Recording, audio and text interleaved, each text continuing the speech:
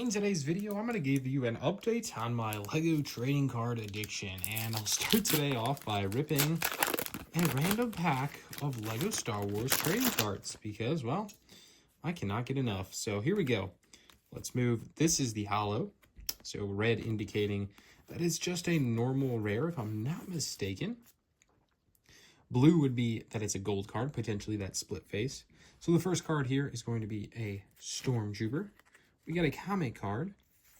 We got a puzzle piece, the Ghost Lego set, another puzzle piece, and a dual art variant of Emperor Palpatine, which you'll see in a little bit, how he duels it out with other characters. I'll also show you my binders on what they look like because honestly, this card completion is pretty cool. All right, I'm going to start things off with series number 5 because I feel like this is one of the binders I have the closest in far as completion. So starting on the first page, we're going to get through cards 1 through number 9. I'm actually missing card number 6, which is just a common Yoda. Yep, believe it or not, I'm missing a common Yoda. Some of these cards have been attested that I cannot pull them and very difficult to pull. Same thing with card number 10. That is just an Obi-Wan and Qui-Gon. So young Obi-Wan and Qui-Gon. I am actually missing that card, but it's just technically a common. But here's some of the artwork. I really love the dual cards. Like there you have Obi-Wan Kenobi and Darth Vader. Doesn't look good in the 9-card slot, but here's a good variant of Anakin and Count Dooku and Gar Saxon and Bo-Katan. I love the way this they look in the side by side, the dual art characters. Card number 24 is going to be the gold edition ultra rare Anakin Skywalker.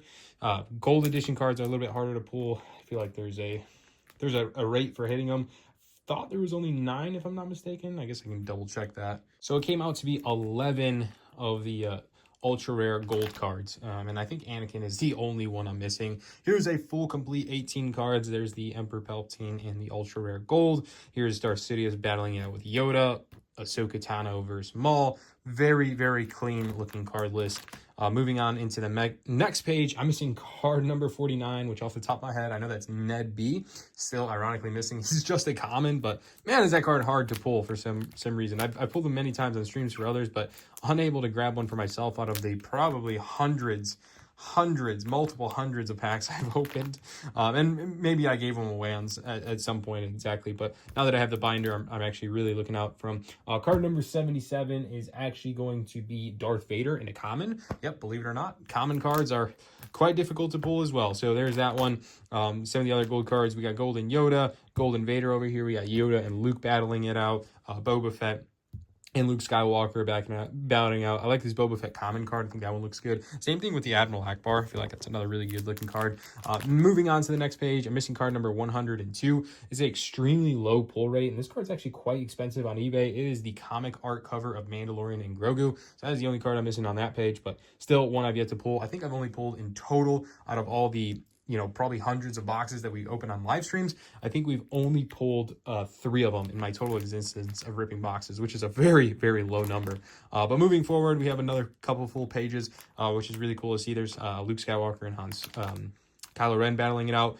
There's Kylo Ren in these gold art form. Beautiful art there. Then we start getting some of the art covers. I think these look really good as well. I think I have all of them except one. Rex is definitely one of the harder ones to pull. If I'm not mistaken, I've only pulled a handful of him, but happy to have him in my collection. I'm missing number 164, which 164 is actually Kylo Ren. Not an extremely low pull rate. I've definitely pulled a handful of them, but just never got one for myself. I feel like the common ones for this are Leia, Grand Inquisitor being the most common, Rey's up there in being common, Han Solo is pretty common, Jyn Erso is pretty common, and even Padme is a little common. But Maul, Rex, Vader, Cassian, and even Mandalorian, I feel like is a little bit more difficult, and even Grogu and Luke Skywalker is definitely one. As far as comic cards go, they're all in German, so I don't really understand them, but I actually just completed this in today's video. I ripped a few packs, and I was actually missing 168, this little like Ewok village at the Battle of Endor. I was missing that comic card, but I think they look really cool and beautiful artworks. Now, here's we get into something that I really like, episodes 1 through 3. we have the posters, like 9-card posters. I think they just look fantastic. So we have episode 1 through 3, we have 4 to 6, and we also have 7 through 9. So those look really, really good. Excited to have those completed. And then lastly in the card list we have is the set builds, different variations of sets from over the years of LEGO Star Wars. Pretty cool, pretty common cards. I don't feel like any are really difficult to get. I feel like the card number 245 was one of the most difficult ones. And then the last cards would be all the gold editions, which I actually have out of the cases, actually in sleeves, and I don't have all the split face cards, but I do have, if I'm not mistaken, one of each at this point of every one of the split cards, and maybe missing Palpatine. And then we get into some of the limited edition cards where I'm actually missing some. Stupid Christo actually sold off. He had his Darth Vader gold ones, and I think I just gave them away or threw them in orders on whatnot. Yeah, limited edition number card 2 missing. Nowadays he's like $15 to $20 or plus. Just really difficult card to get. Aside from that, Jango Fett's made it into the midst. There was one card, I think it was, let me grab him. I really need to go ahead and just place him in here, but this card right here, the Darth Maul, I paid $100. It was like $110 on eBay. Honestly, I mislooked the price. I thought it was $10. I was like, oh, that's not bad. Like, that's not terrible. But yeah, I paid $110 for this card. Yeah, a mistake. So that is truly the most expensive I paid for a trading card. But yeah, I have the receipt to prove it. I can show you if you really want to see. But that's limited edition number 9. He would actually go right here. I'm still missing limited edition card number 8. Number 7 here, which is a limited edition Boba Fett. And then I have an entire page that is blank here, which would technically be cards 10, 11, 12, 13, 14, 15, 16, 17, and 18. If you want me to go through those really quickly, that's a Luke Skywalker, that would be Grogu, that would be Mandalorian, that would be Emperor Palpatine, Bo-Katan, Grease, Thrawn, Han Solo, Chewbacca, and C-3PO. There's 4 of them that come in the multi-packs that I will be getting. I think Tyler from LifeBricks is going to be donating those for the cause, but they come in a blister, pretty easy to get. Some of the other ones are very challenging. Moving forward, we have limited edition number 19, which would be R2-D2. We have R2-D2 as C-3PO, Mandalorian, and Grogu, and then the 4 cards that I do have taking us into 25, which would actually complete the entire series of LEGO Star Wars Series 5 trading cards. So all in all, I feel like that binder's worth definitely a pretty penny. I couldn't even put a price tag on it because of how difficult it's been to pull some of those cards.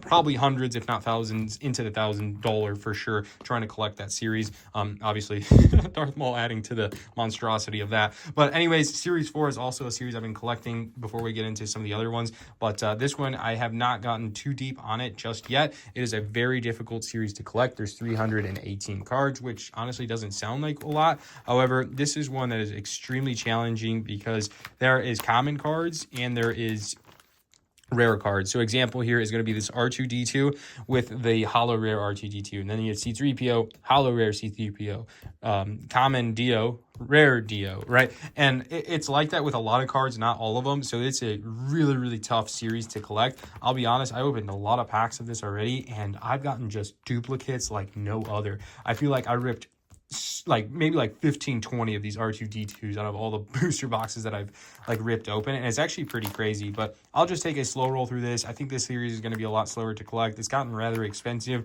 and just one I don't know if I'm going to be fully going after, but I'll be honest, it does look good in a binder. So hopefully we can continue to collect these and start filling this up a little bit faster than what we have so far. Lastly, these are the 2 art pages of all the artwork. Clearly, I haven't opened up enough packs of these because I'm still missing quite a bit of the art pieces. But here's the limited edition cards. I think the best ones looking are Mandalorian and Darth Vader limited edition card 2 and 3 in all gold. I mean, come on. Those cards are absolutely insane. I can't imagine the price point at this point in time. I'm sure they will just continue to rise up.